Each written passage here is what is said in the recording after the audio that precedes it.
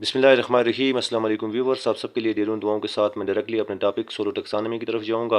और इस टॉपिक की डिटेल में जाने से कबल मैं आपसे गुजारिश करूंगा कि आप चैनल को सब्सक्राइब कर लें और बेल आइकन को भी प्रेस कर लें। इसके साथ साथ मैं आपसे गुजारिश करूंगा कि जब भी वीडियो आप तक पहुंचती है तो आप इसमें अपना फीडबैक ज़रूर रखें ताकि चीज़ों को बेहतर बनाया जा सके। SOLO सोलो ये एक एक्रोनिम है या इसे आप अब्रीविएशन भी कह सकते हैं, जिसकी base structure of observed learning outcomes है।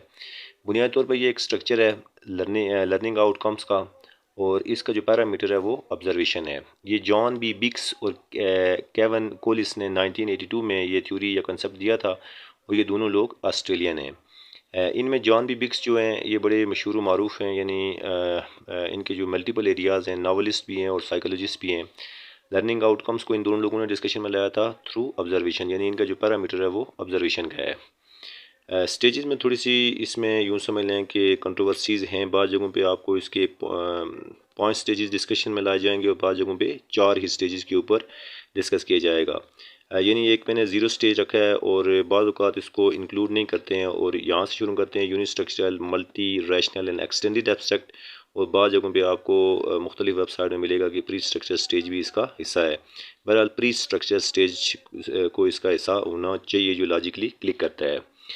इसको हम एक एग्जांपल से समझने की कोशिश करते हैं, और बहुत सिंपल सी एग्जांपल हम लेते हैं कि लेट्स सपोज आपके पास एक नर्सरी का बच्चा आता है।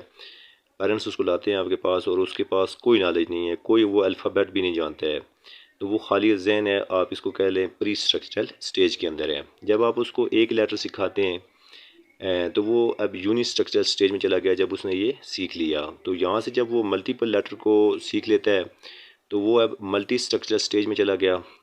यानी कि सेकंड या अगर इनको हम 5 इंक्लूड करते हैं तो ये थर्ड स्टेज में चला गया।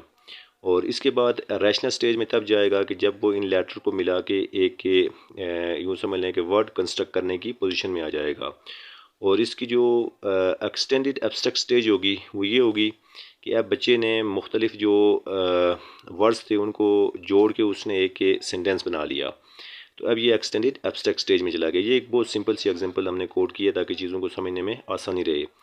इसी चीज़ को हम मुंतबिक कर सकते हैं किसी भी सिस्टम के अंदर। मसलन कोई किसी कंसेप्ट का किसी फ़र्द को पता ना होना, फिर उससे रिलेटेड एक कंसेप्ट सीखना, फिर मल्टीपल कंसेप्ट सीखना, और फिर उनको जोड़ देना और उन कंसेप्ट जो जोड़ा है उसको जोड़ देना। तो ये यूँ समझ लें कि इसकी टॉप पोजीशन है एक्सटेंडेड एब्स्ट्रैक्ट की। और ये थ्रू ऑब्जर्वेशन आप कंक्लूड कर सकते हैं कि बच्चे ने क्या सीखा, या बच्चे की या लर्निंग क्या है, या किसी भी इंडिविजुअल की लर्निंग का लेवल क्या है। तो इसको बिल्डिंग ब्लॉक से भी मैंने शो करने की कोशिश की है। मसलन एक बच्चा है, इसके पास कोई लर्निंग नहीं है, तो ये प्री स्ट्रक्चर स्टेज में है।